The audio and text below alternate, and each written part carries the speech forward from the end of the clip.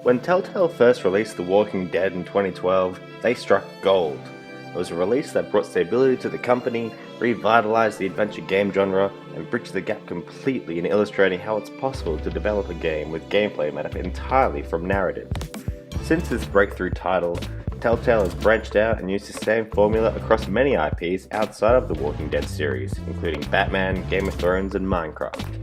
6 years after their original story that started it all began, the conclusion to Telltale's Walking Dead finally awaits.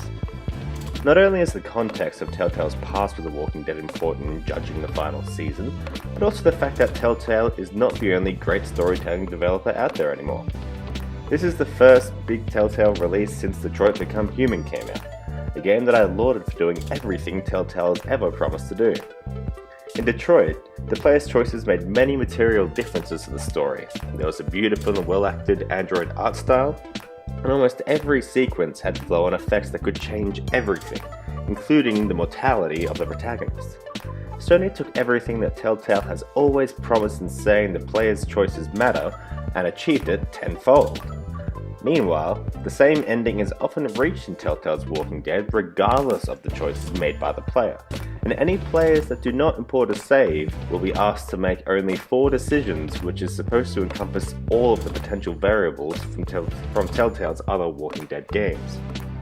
The genre that Telltale helped spark into mainstream popularity has now improved further than their own capabilities. But after 6 years of expert storytelling, the best thing the final season of Telltale's Walking Dead has to offer is closure. Despite being released 6 years later, Telltale has made commendable efforts to ensure that the final season looks exactly as good as it looked when it first came out, which is an impressive consideration of continuity. This has been combined with what I feel is the biggest improvement between The Walking Dead's first and final seasons in the visuals and atmosphere. The comic book art style that Telltale has always stayed true to looks at its best in the final season, with a dynamic art style that gives scenes a different colour scheme when looked at far away compared to close, a notably beautiful feature. Meanwhile, the scene creation for each segment is always a treat to experience. The sound design allowed me to feel safe at times, and genuine malaise and unease during others. And the abundance of distinct and relatable supporting characters helps the post-apocalyptic world feel authentically lived in. Characters do still occasionally look clunky, and the facial expressions when characters try to display a moment of emotion are a bit of a laugh. In terms of gameplay though, true to form, the final season plays more like an interactive movie than an adventure game, with the most intense pieces of gameplay coming through moments where the player will wade through sections of zombies and try to pick them off without being bitten.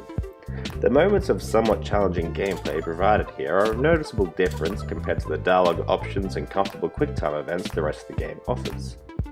Still, the focus in the review of any recent Telltale title has to be on whether they tell a good story that's fun to play through, and they absolutely do that here.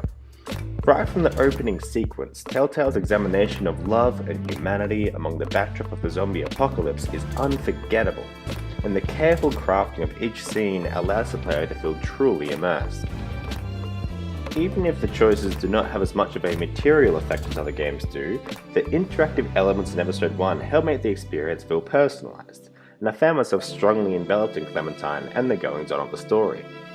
Clementine's growth as a person over the past 6 years will mirror the growth of many players that have played Telltale's Walking Dead since the very beginning, and the fact that I've been able to experience so many of her forming moments throughout the series in a constant battle for survival really allowed me to feel that she has taken her past with her in every action she makes. Meanwhile, Clementine's relationship as a caretaker with AJ is beautifully constructed, with some touching highs and relatable, uncomfortable moments between them.